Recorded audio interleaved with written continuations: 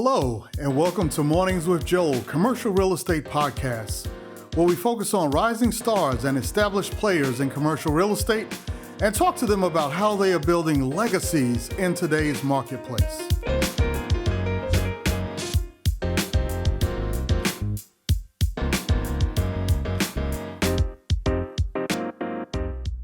Again, we'd like to welcome everyone. This is the Mornings with Joel CRE podcast.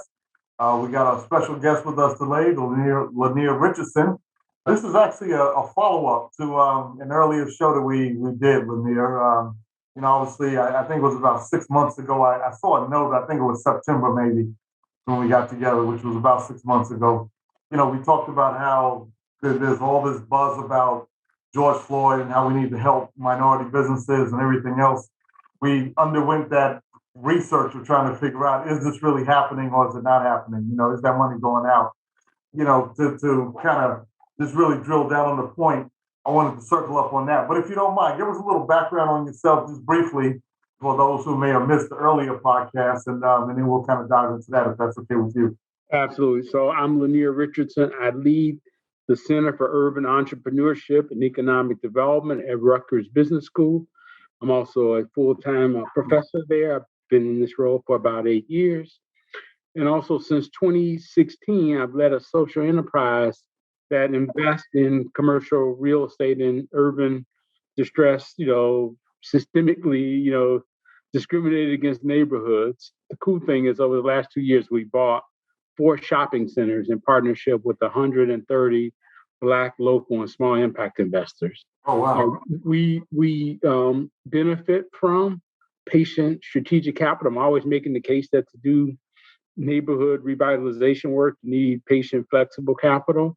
And a lot of that's been largely foundation, but also some of the banks. And so, when all those announcements were happening a year or 2 years ago, it's almost 2 years ago now, I was looking at it and right in the middle of saying, all right, who's going to follow through and, how will the world be different going forward?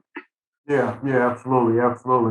So to get to the nitty gritty, what have you found out? I saw a research study not long ago, which came from your office that kind of had some statistical analysis information on it as to what we're actually seeing in the marketplace. And unfortunately, I couldn't find that this morning as to where I saved it. But no problem. Yeah. No problem. I mean, really, I always tell people that I am a university professor, but I'm a practitioner. There are some professors in the university who do, true academic research. I'm an entrepreneur. I'm a practitioner. I'm always trying to find out sort of practical solutions and implementable models that can test academic thesis and can test, program announcements. And so our survey work really set forth 3 questions based on what people were hearing. The questions were, are you aware of the commitments made by, big corporations? I think we picked 30 of them or 31 of them. Are you aware that they made these commitments? Do you believe that they'll actually follow through on the commitments?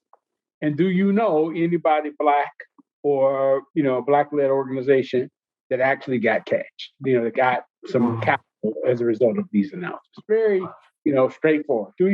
And the goal was always that we would find a few good actors and highlight them and have conversations with them. And that by doing that, the folks who weren't at the top of the list might say, hey, you should know about what we're doing and we would want to help you. So very, straightforward. Let me ask some questions. Let me see if I can get some conversations going.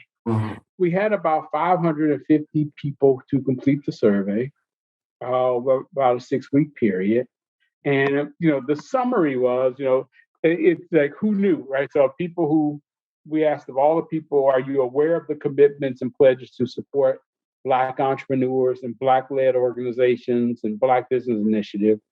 JP Morgan Chase, most people were aware of their announcement. You can imagine, Jamie Dimon and the JP Morgan Chase team have really done a great job of articulating this issue, of suggesting why their approach why, now it's the right time to do something different. And they've added some really significant, staff members or, team members to their leadership staff and team to implement. So JP Morgan Chase was at the top of that list. About 40% of the respondents, were aware of the commitments of JP Morgan Chase, followed by Facebook, followed by Google, followed by Amazon, followed by Bank of America. So it was interesting that 2 of the big banks and 3 of the tech companies were at the top of that list. And we asked about all of the tech companies, just go, from Dell to Uber to, IBM. We asked about all the financial services companies,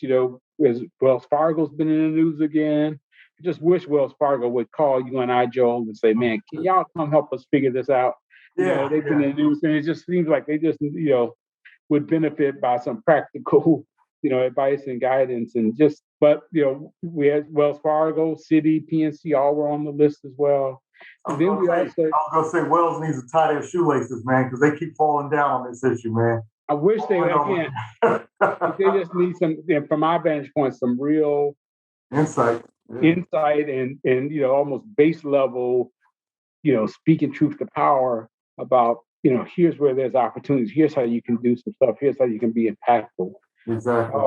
And then finally, we asked about some of the retail, Walmart, Verizon, and AT&T. So people were generally aware, right, that these folks had made these big commitments, right, that they were going to do something, $60 billion plus. I keep hearing that grow of commitments made. So at least people were aware. And then we said, who do you believe? So this is, all right, Joe, you have you heard this? Yeah, I heard of JP Morgan Chase Swift.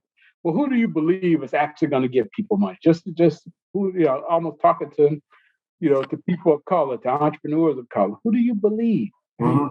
And interestingly, very similar list. Google was at the top of that list.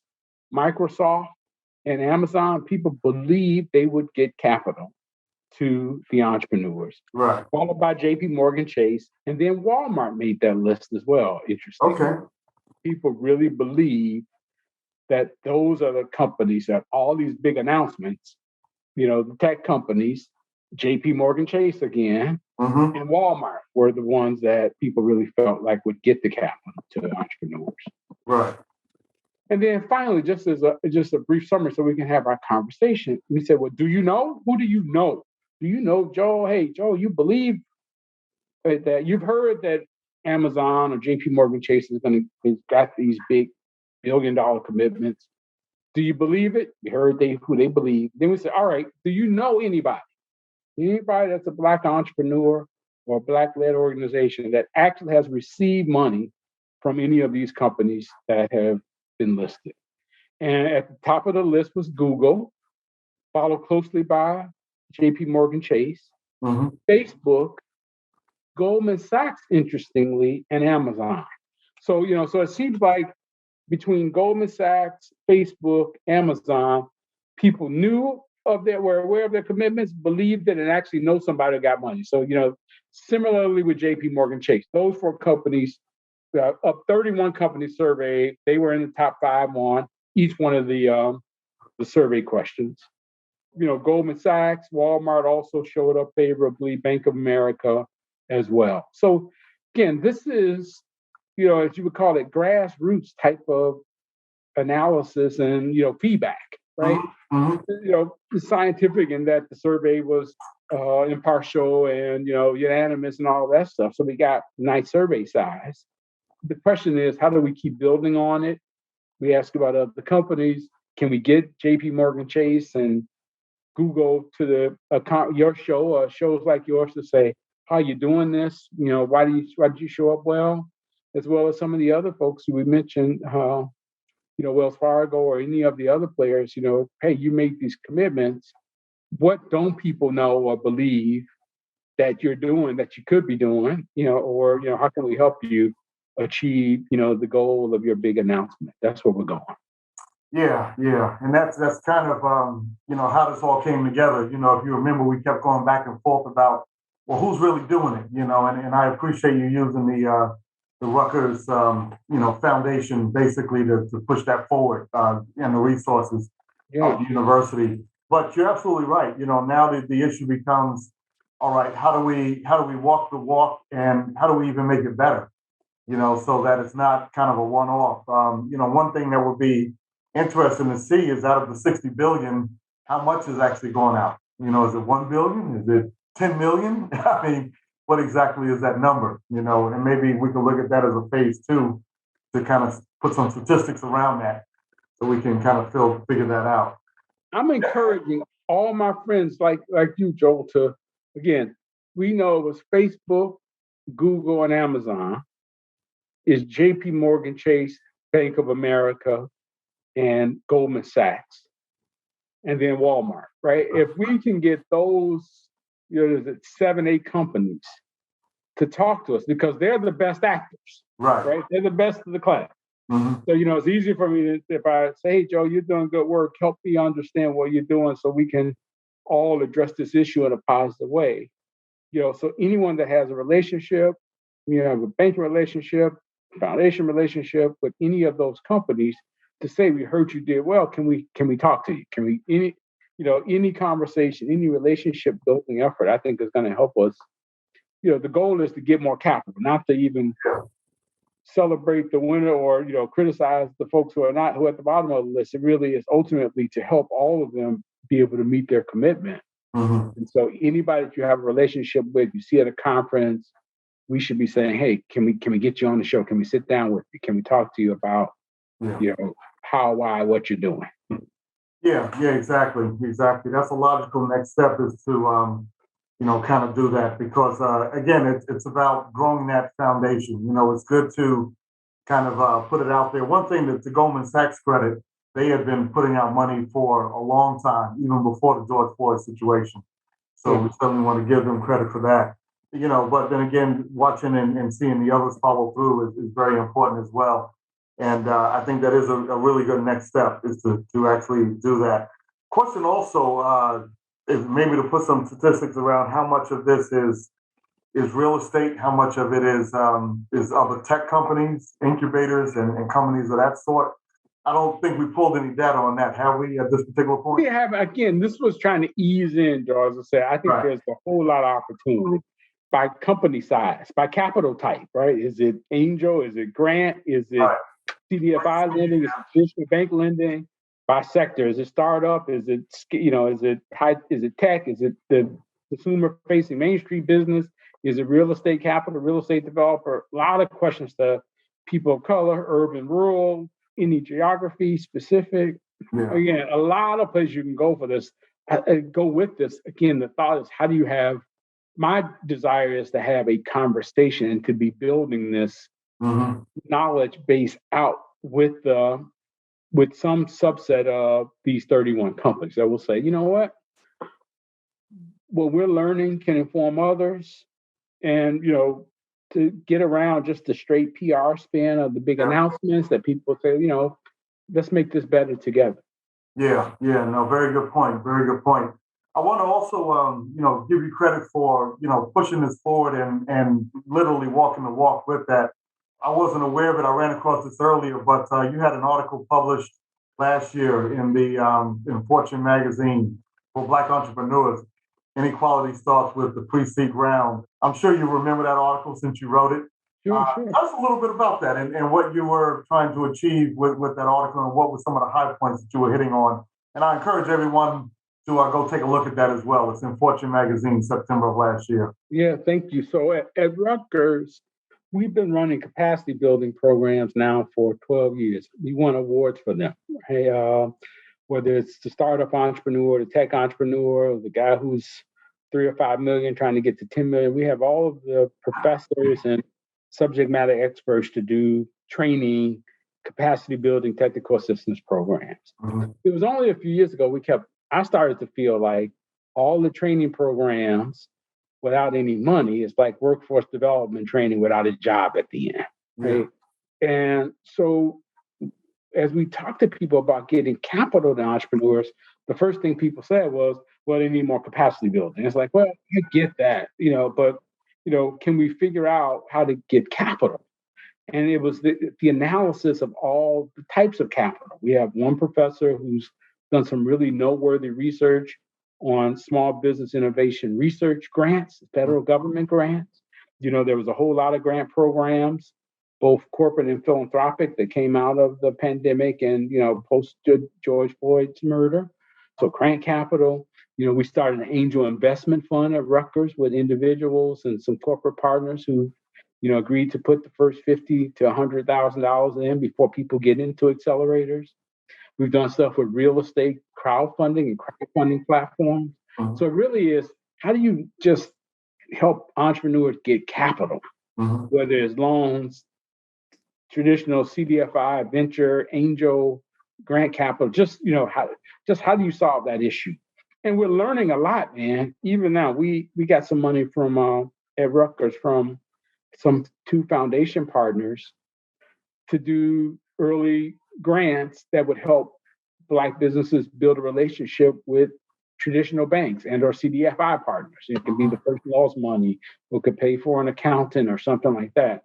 And so we're trying to just learn more about what, everybody always says access to capital is the challenge. Well, we're now trying to figure out, okay, and we're small centers, so we're trying these pilots and say, let's do this, let's do more of this works, this doesn't work. And we keep writing about what we're learning. So there's another article I think we're working on right now that is, here's what we've learned about access to capital for Black entrepreneurs over the last 2 years. Yeah. Well, no, that sounds good because, at the end of the day, we all know what the need is, but you still have to plug it in the wall, right? Like I don't have no electricity, but yeah, somebody's got to get up and stick the plug in the wall and make things start flowing. So very good work in that regard. And, again, I champion what you're doing, and I certainly appreciate it from that standpoint. I know we're going to end a little early today, so I want to go ahead and open up the line. If you guys have any questions for Lyneir, go ahead and put those in the chat, and we'll start addressing those as well from that particular standpoint. So while we're waiting on those to come in, I did want to mention that maybe in another 6 months in the fall, maybe we could circle back again, and let's see if we can work on trying to put those other pieces together, putting the statistics around the capital that has actually gone out the door. I think that would be actually a great next step. And I'll do my work with my team to see if we can get some of these individuals and corporations on the show so we can talk about exactly how they're executing in that particular regard. So we appreciate that. Go ahead, Lyneir. Let me let you finish before we... No, I'm just going to say JP Morgan Chase, Goldman Sachs, Bank of America, Walmart. Yeah. Those are the top 4. Tech companies, Google, Amazon, Facebook, right? So we can get those folks to talk to us. Yeah. Hey, you guys, people believe in what you're saying, how you doing, and, what can we learn from you? That's the next part of the conversation we want to have. Yeah, exactly. So I appreciate that. Glenn, go ahead. How you doing this morning? Thanks for being here. Good morning. Good morning, Joel. Good morning, Lyneir. Thanks for the conversation. Had a question. Does the program at Rutgers that you lead, does it operate in the capacity like how the Small Business Association will take small businesses, bring you in, counsel you, kind of walk you through the process of where you are and where you need to be? Is there a component of your program at Rutgers that's structured like that for the general population, not someone necessarily enrolled? Yes. So the center I lead opens the door to the university and makes space, equipment, and resources available to entrepreneurs who are not Rutgers students. So every university has an entrepreneurship program now that is focused on students. My job is not, 90% of the folks that we assist are not Rutgers students. They're entrepreneurs in the community. Initially, we started our work focused on Newark. We're increasingly doing more work across the state and even, across the region, and some work even out around the country. So, and it does. We have programs that are 6 weeks. We have some programs that are 9 months, where it's, once a week, once a month, again, trying to meet entrepreneurs. Some folks who are just, at $100,000, $200,000 revenue, trying to get to $1 million. And some, as I mentioned, that are startups that are just with idea, and trying to figure out how to get the early stage capital. And then we have done some great work with the New York, New Jersey Minority Supplier Development Council, to scale businesses who are generating more than $3 or $5 million of annual, income now.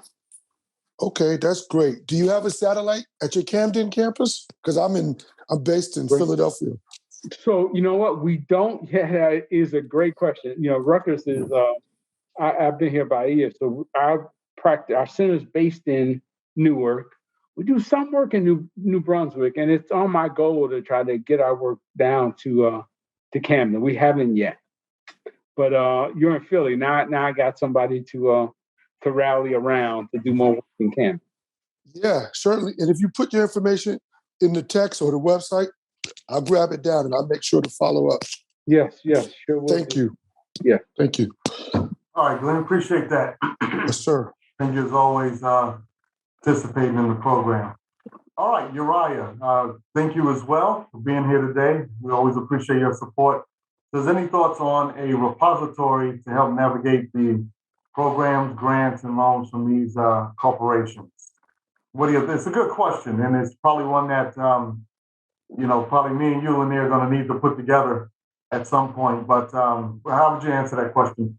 I've seen various lists, various programs, again, even more rigorous analysis. You'll see a chart around. So I think that I believe someone is attempting to do just that. I've seen some articles or website, some social media type of indication or announcements. But it's a great idea and it needs to be done, right? The question is, who's doing it, who has the staff capacity, follow through to really be able to do it. Mm-hmm. And so I really do hope that is happening. And if not, it's something we all should try to make happen. Yeah, great idea. Good point. You're right. Does that answer your question? Anything else you want to add to that? If you know anyone that's doing it, we should be talking to. That would be great too.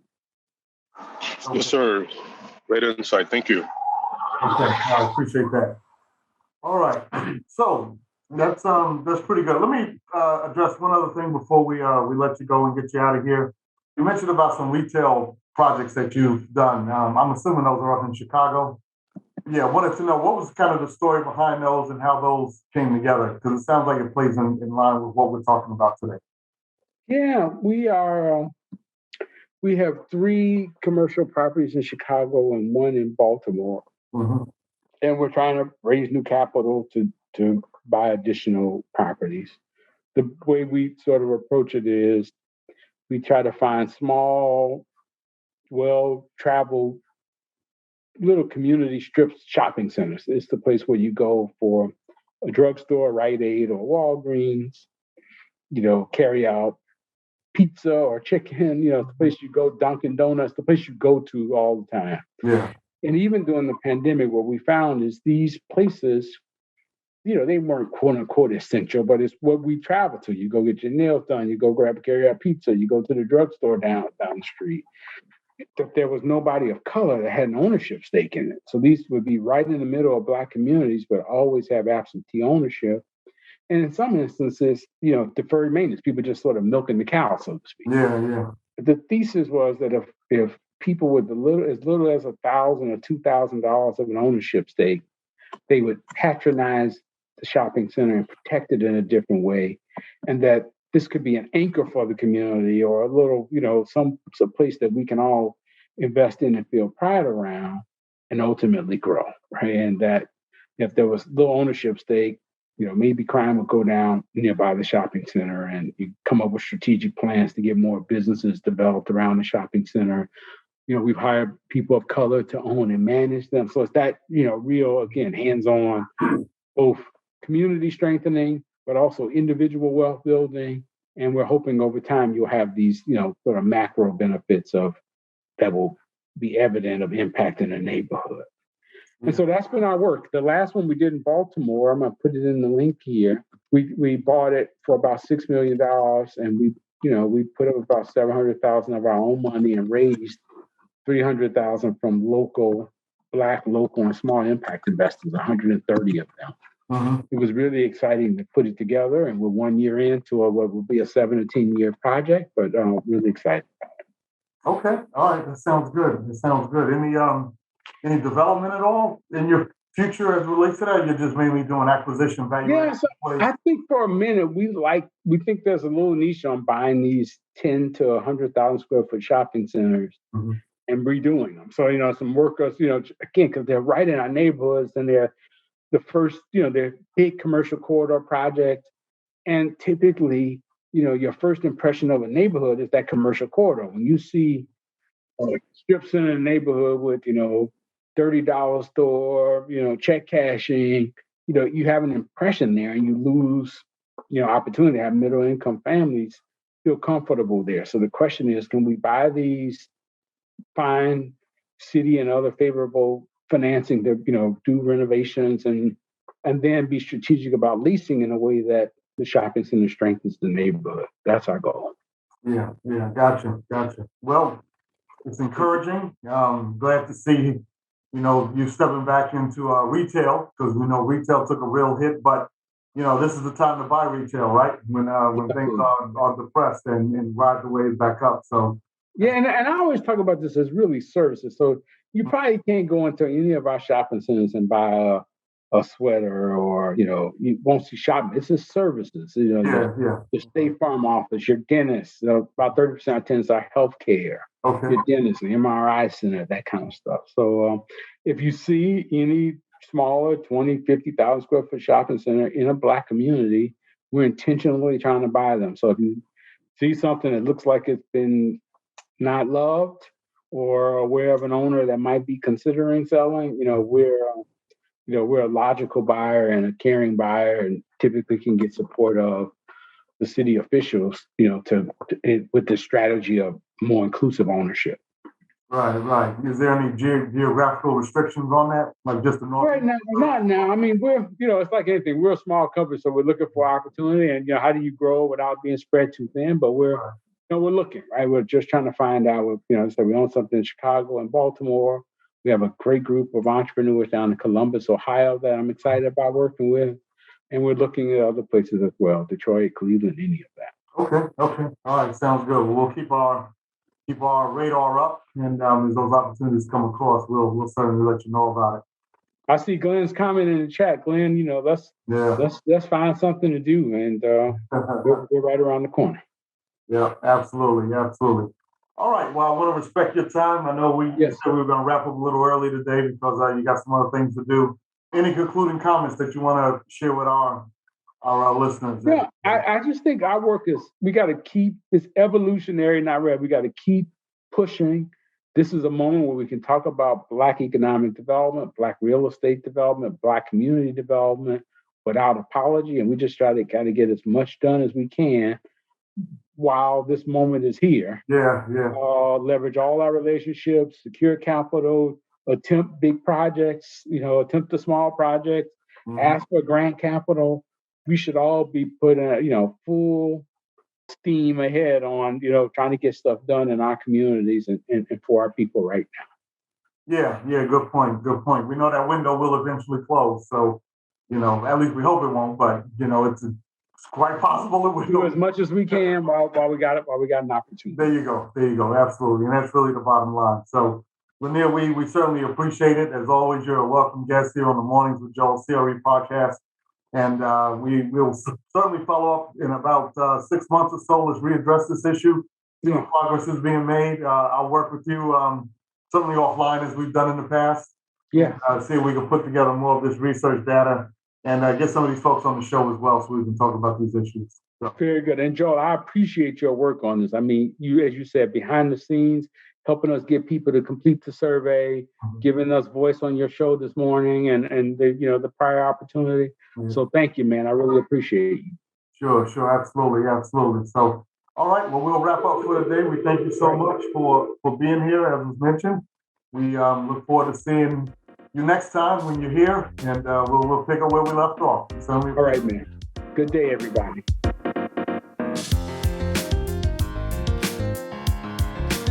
You've been listening to Mornings with Joel, commercial real estate podcast, where we focus on rising stars and established players in commercial real estate and talk to them about how they are building legacies in today's marketplace. Please check back weekly to hear our upcoming guests.